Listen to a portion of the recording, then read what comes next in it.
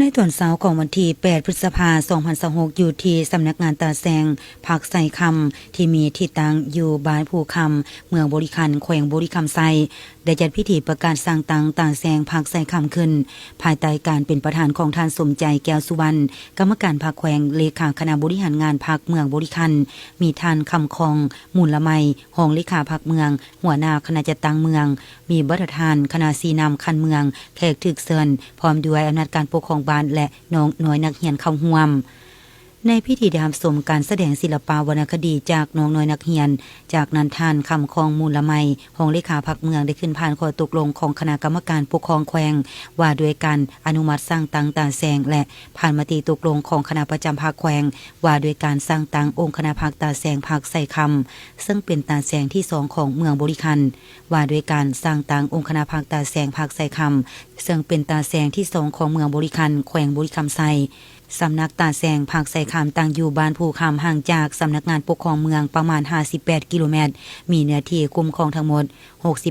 68,674 เฮกตาร์ประกอบมี6บ้านขึ้นกับมีคือบ้านทงพันคำบ้านพลมีไซ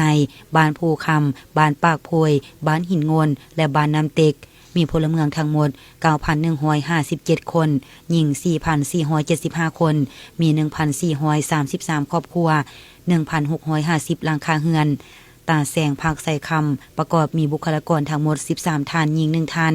ในนั้นคณะประจำภาคเมืองประธานคณะกรรมการปกครองเมืองได้เห็นดีออกมติและแต่งตั้งสหายดวงจันทร์ศรีสมพรกรรมการภาคเมืองเป็นเลขาคณะบริหารงานองค์คณะภาคตาแซงเป็นประธานคณะกรรมการปกครองตาแซงเมืองภาคไซคำ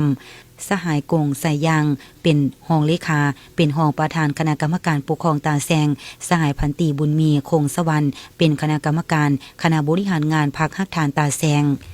จุดประสงค์ของการสร้างตังตาแซงแมนเป็นการพันขยายนิติกรรมของคันเทิงเพื่อเปิดกว้างให้ประชาชนได้เข้าถึงการบริการของภาครัฐที่ได้รวมศูนย์บดานาเวียกจากแขนงการต่างๆอยู่ภายในเมืองลงสู่ตาแซงและทางเป็นการยกสูงทางด้านการเฮ็ดเวียกให้ได้รับคุณภาพมีความเชื่อมั่นสะดวกว่องไวโปร่งใสยุติธรรมรับประกันขอบเขตพื้นที่ได้รับการพัฒนาพื้นฐานโครงสร้างให้ดีขึ้นจะตั้งปฏิบัติบดาคัดหมายที่วางไว้ใน5ปีต่อหน้า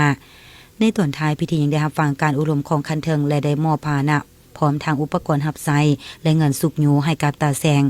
จากนั้นได้พร้อมกันเข้าร่วมตัดแถบผ้าเพื่อยั่งยืนในการประกาศสร้างตังตาแซงภาคไซคำอย่างเป็นทางการ